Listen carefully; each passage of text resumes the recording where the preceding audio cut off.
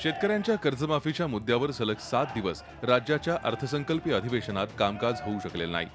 काँग्रेस आणि राष्ट्रवादी काँग्रेस हे दोन्ही विरोधी पक्ष सभागृहात आणि सभागृहाबाहेर घोषणाबाजी करत कर्जमाफीच्या मुद्द्यावर सरकारला अडचणीत आणण्याचा प्रयत्न करतायत। मुद्द्यावर विरोधकांना सत्तेत सहभागी असलेल्या शिवसेनेची साथ मिळाली आहे। या सगळ्या गोंधळात 18 मार्च रोजी अर्थसंकल्प कसा सादर करायचा याची चिंता मुख्यमंत्री आणि सरकारला पडली आहे।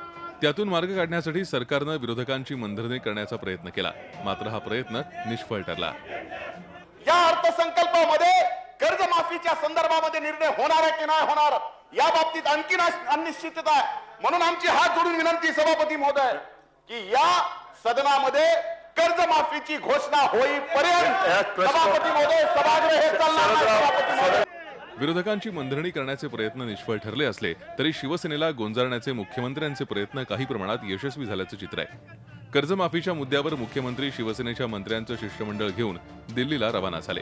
मात्र एकीकडे शिवसेनेचे मंत्री दिल्लीत रवाना झाले असताना दुसरीकडे विधानसभेत शिवसेनेचे आमदार मात्र सरकार विरोधात घोषणाबाजी करण्यात आघाडीवर होते। एकीकडे हा विरोध सुरू असताना शिवसेनेचे आमदार आणि राज्याचे अर्थराज्यमंत्री दीपक केसरकरच विधान परिषदेत अर्थसंकल्प सादर करणार आहेत।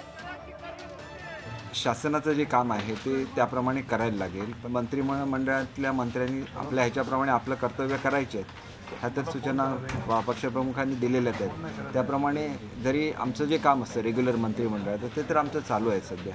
कर्जमाफीच्या मुद्द्यावर विरोधकांसह शिवसेनेचे आमदारही आक्रमक असल्यानं अर्थसंकल्प सादर करणं हे सरकारसमोरचं आव्हान असणार आहे। आघाडी सरकारच्या काळात अजित पवार अर्थमंत्री असताना 2011 साली ते अर्थसंकल्प सादर करत असताना तेव्हा विरोधात असलेल्या शिवसेना आणि भाजपने प्रचंड गोंधळ घातला होता। अजित पवारांनी गोंधळातच आणि घोषणाबाजीतच आपला अर्थसंकल्प सादर केला होता। तीच वेळ यावेळी कदाचित अर्थमंत्री सुधीर मुनगंटीवार यांच्यावर येण्याची शक्यता आहे। यावेळी मात्र काँग्रेस आणि राष्ट्रवादी काँग्रेसच्या विरोधकांना शिवसेना या सत्तेत सहभागी असलेल्या पक्षाची साथ मिळणार आहे। त्यामुळे यावेळचा अर्थसंकल्प हा अभूतपूर्व गोंधळाचा असणार आहे। व्हिडिओ जर्नलिस्ट संदेश बेकर आणि अमित जोशीसह Deepak Bhatuse, Zee media, Mumbai. Zee 24 तास रहा एक पाऊल पुढे।